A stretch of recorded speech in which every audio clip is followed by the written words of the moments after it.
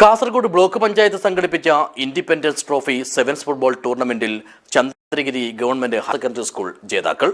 Operation തൂഫാന് ഐക്യദാർഢ്യം പ്രഖ്യാപിച്ചാണ് മത്സരം നടത്തിയത്.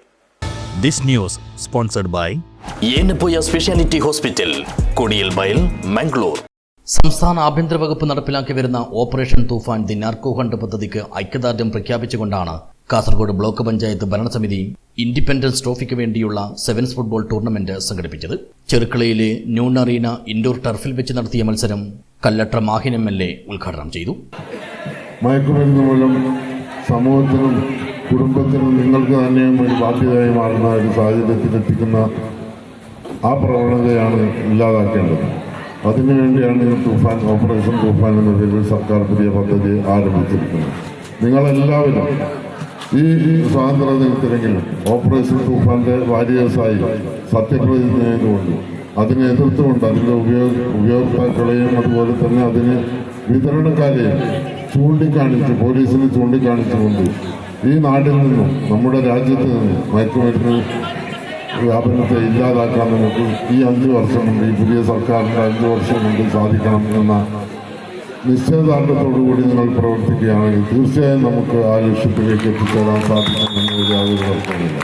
ചടങ്ങിൽ block panchayat president K Abdulla Kunhi Cherukkala അധ്യക്ഷത വഹിച്ചു.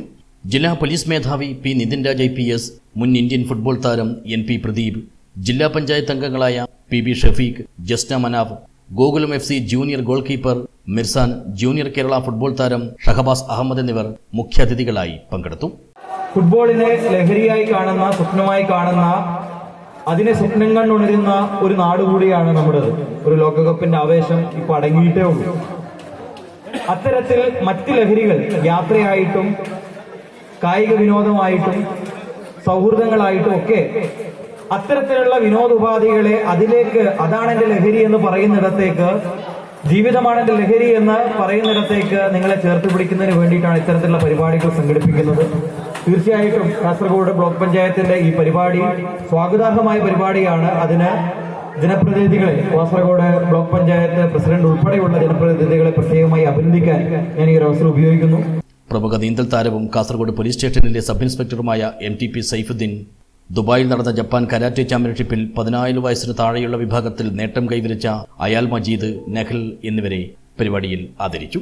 ബ്ലോക്ക് പഞ്ചായത്ത് ആരോഗ്യ വിദ്യാഭ്യാസ standing committee chairman Moidu Koliyadukkam, block panchayat അംഗങ്ങളായ അൻവർ സാദത്ത് കോളിയടക്കം, പൃഥ്വിരാജ് ഷെട്ടി, അഡ്വക്കേറ്റ് നാസിഫ ജലീൽ, അസ്പിന ഹബീബ്, മഹേഷ്, ലീല, ചെങ്കള ഗ്രാമപഞ്ചായത്ത് അംഗങ്ങളായ ഷുക്കൂർ, ഹാരിസ് തായൽ, ബ്ലോക്ക് പഞ്ചായത്ത് മുൻ അംഗങ്ങളായ ഹനീഫ പാറ, സുകുമാരൻ കുതിരപ്പാടി തുടങ്ങിയവർ സംബന്ധിച്ചു.